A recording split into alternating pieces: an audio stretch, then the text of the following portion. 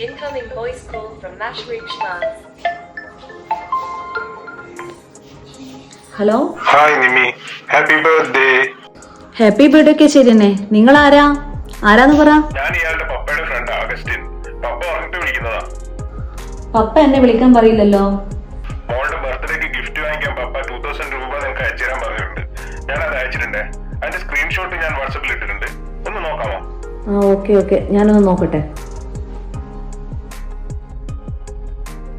ഇത് 2000 അല്ലല്ലോ, 20,000 ആണല്ലോ.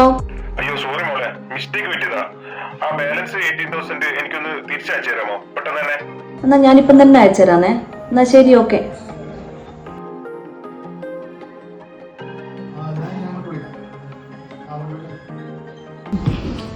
ഭയങ്കര ഹാപ്പിയാണല്ലോ. എന്നാ പരിപാടി? പപ്പ എനിക്ക് പൈസ അയച്ചു. പൈസ അയക്കാനാ? നിന്റെ പപ്പയോ? ചെലപ്പം പപ്പ നമ്മളോട് ദേഷ്യമെല്ലാം പറഞ്ഞിട്ടുണ്ടാവും. പിന്നെ പപ്പന്റെ ഫ്രണ്ടാണ് പൈസ അയച്ചാണത്.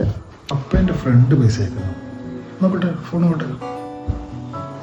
ഇത് 20,000 അല്ലേ?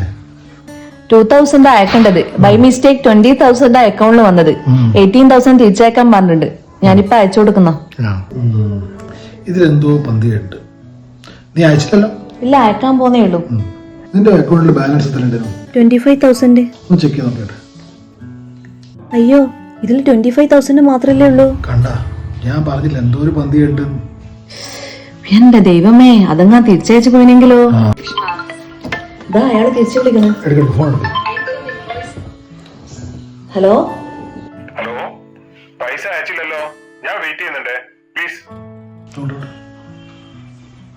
ഹലോ, നിനക്ക് പൈസ വേണല്ലേ? ഞാൻ ഈ നമ്പർ സൈബർ സെല്ലിലേക്ക് കൈമാറുന്നുണ്ട് കേട്ടോ. ഇത്തരം അനുഭവങ്ങൾ നിങ്ങൾക്കും വരാം. സൂക്ഷിച്ചാൽ ദുഃഖിക്കേണ്ട.